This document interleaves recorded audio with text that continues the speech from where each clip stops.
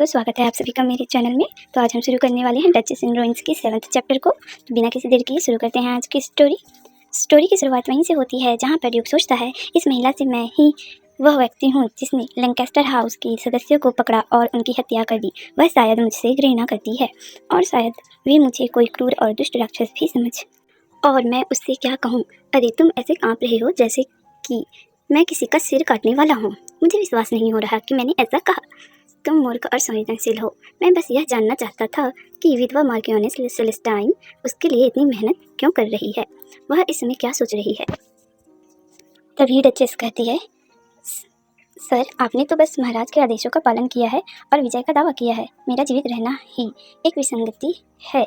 इस बारे में बात करने में आपको असहज महसूस करने का कोई कारण नहीं है। डचेस की बात सुनकर ड्यूक सोच में पड़ जाता है कि ऐसी बातें कहते हुए भी वह इतनी शांत कैसे रह सकती थी। शायद उसे मेरे सामने ही मुझ पर दोष मढ़ना मुश्किल लगे, लेकिन मुझे उसकी आंखों में नाराज़गी की हल्की सी झलक भी नहीं दिख रही है। मुझे लगता है कि मुझे कहना चाहिए कि वह एक सच्ची डचेस है। वेदांत, संयम और शब्दों का सावधानीपूर्वक चयन करना जो पाठों के माध्यम से सावधानीपूर्वक निखारा गया है। अपनी भावनाओं को दबाने की उसकी क्षमता। मैं उपाधि के अनुसार एक काउंट हो सकता हूँ, लेकिन मैं आज भी वही इंसान हूँ जो पहले हुआ करता था। अच्छा ऐसा है क्या? मुझे अभी जो महसूस हो रहा है वह शर्म है? यह सब सोचने के बाद कहता है, खैर मैं चाहता हूँ कि आप इस पत्र का जवाब दें। अगर मैं पलटकर अपना बचाव करूँ तो वह विश्वास नहीं करेगी। तब डचेस चौंक कर कहती है, मैं? फिर खुशी से उछलते हुए कहती है, क्या कहूँ? ड्यूक घबराए हुए कहता है, जो आपको अच्छा लगे। फिर कहता है, जल्दी, मैं चाहूँगा कि आप इसे अपने पत्र में शामिल करिए। उसे बता दो कि मैं तुम्हारे साथ वैसा व्यवहार नहीं करूँगा जैसा जनता उम्मीद करती है। तब डचेस कहती है, जनता की अपेक्षा? ओह, युद्ध की लूट। कृपया रात के समय मुझे मत बुलाइए और मेरे साथ बदसलूकी मत कीजिए। उसके साथ जानवरों जैसा व्यवहार करो, ऐसा ड्यूक सोचता है। आगे डचेस कहती है फिर ड्यूक को, धन्यवाद।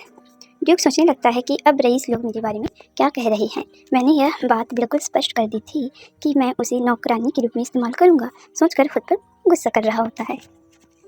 आगे ड्यूक सोचता है, वे लोग ऐसा कैसे सोच सकते हैं? मेरी एक छोटी बहन है, वे कैसे सोच सकते हैं कि मैं इतना क्रूर काम करूंगा? वे ऊंचे ओहदे वाले और शक्तिशाली रईस ही जानवरों जैसा व्यवहार कर रहे हैं। वे ऐसी बातें कैसे कह सकते हैं जबकि मैंने इससे पहले कभी किसी महिला का हाथ भी नहीं पकड़ा है। ड्यूक डचेस को सोचते हुए देखता है और सोचने लगता है, वो भी एक छोटी सी चिड़िया जैसी महिला, इतना ही। वह दिखने में मजबूत लग सकती है, लेकिन वह इतनी कमज़ोर है कि आपको लगभग उस पर दया आ जाती है। वह मुझे जैसे तुच्छ भाड़े के सैनिक को छूना भी बर्दाश्त नहीं कर सकती, इसलिए मैं इस औरत को कभी हाथ नहीं लगाऊंगा, कभी नहीं। तभी डचेस कहती है, sir thank you so much. Duke भयंकर सोच में रहता है, पता नहीं डचेस की बातों को ध्यान देता है कि नहीं। फिर आगे हमें डचेस और डेज़ी को दिखाया जाता है। दोनों चलते हुए बात कर रहे होते हैं। डेज़ी कहती है, बहुत ठंड है, लेकिन इसका मतलब यह नहीं है कि हम इसकी वजह से नहाना छोड़ सकते हैं। आगे डचेस कहती है, बहुत बुरा हुआ, आज आपने बहुत अच्छा काम किया। फिर डचेस सोचती है, मुझे लगता है कि इस घर में पहले कभी गर्म पानी नहीं आया होगा। इतनी कम उम्र होने के बावजूद डेज़ी को ठीक से पता था कि बेहतर महसूस करने के लिए मरहम कहाँ लगाना है। मुझे आश्चर्य है कि वह यहाँ कब से काम कर रही। तभी डेज़ी कहती है, गुड नाइट। तब डचेस कहती है, गुड नाइट स्वीट ड्रीम। आगे डचेस सोचती हैं, मुझे डेज़ी के प्रति और अधिक विनम्र होना चाहिए। तभी खड़खड़ की आवाज़ आती है तो कहती है, ये क्या है? जब देखती है कि क्राउन प्रिंसेस ने मुझे पत्र लिखने के लिए कागज़ भेजा है, उसने पहले जो कहा था उसका यही मतलब था। मुझे यह पूछने के लिए खेद है, लेकिन क्या आप मुझे कुछ कागज़ और कलम दे सकते हैं? मेरे पास कुछ भी नहीं है। ड्यूक ने कहा था उसकी चिंता मत करो।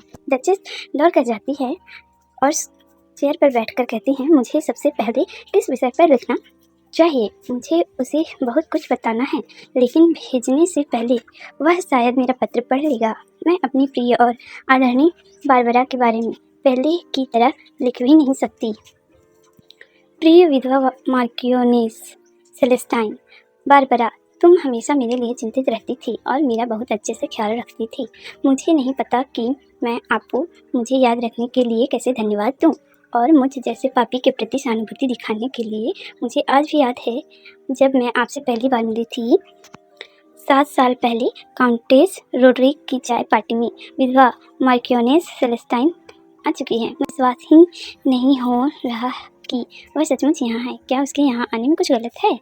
तब दूसरे प्रिंसेस कहती है, ओ प्यारे हाउस ऑफ कैनियन, यह काउंटेस रोड्रिक की चाय पार्टी है। तभी लोग फुसफुसाने लगते हैं। तभी कहते हैं दोनों महिलाओं के बीच आपस में ज़्यादा बनती नहीं है। आप खुद देख लेंगे वे दिन और रात की तरह एक दूसरे से बिल्कुल अलग है। तो फिर काउंटेस रेड्रिक उसे क्यों आमंत्रित करेगी, यह सोचती है। और फिर वो कहती है जाहिर तौर से विधवा मार्कियोनेस सेलेस्टाइन आ चुकी है। ये सुनते ही माहौल सन्नाटे से भर जाता है। फिर हमें विधवा मार्कियोनेस बारबरा एम सेलेस्टाइन को दिखाया जाता है जो हॉल में चलते हुए आ रही होती है। फिर डचेस सोचने लगती हैं उनके चलने पर खड़खड़ की आवाज़ आ रही है। यह उसकी एड़ियों की आवाज़ नहीं है, वह एक पैर पर लंगड़ाकर चल रही है। क्या उसका पैर कृत्रिम है? उनके चलने की आवाज़ यहाँ अन्य हॉलों की तुलना में कहीं अधिक जोर से गूंज रही है। क्या इसीलिए उसे यहाँ आमंत्रित किया गया था? मुझे नहीं पता कि उन दोनों महिलाओं के बीच क्या विवाद है, लेकिन किसी दूसरे व्यक्ति की विकलांगता का इस तरह इस्तेमाल करना अस्वीकार्य है।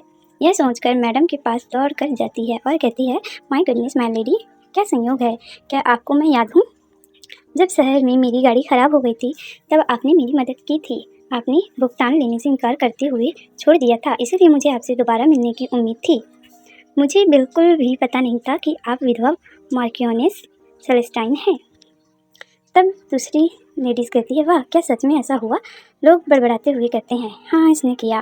तभी डचेस कहती हैं, मैं बहुत से सामाजिक समारोहों में नहीं गई हूँ, इसलिए उस समय मैं आपको पहचान नहीं पाई। तभी एक लेडी कहती है, विधवा मार्कियोनेस ने ऐसी उदारता दिखाई, क्या अद्भुत। आगे हमें डचेस की तरफ दिखाते हैं जो मैडम से कहती हैं, उस समय मेरी मदद करने के लिए मैं आपकी आभारी हूँ।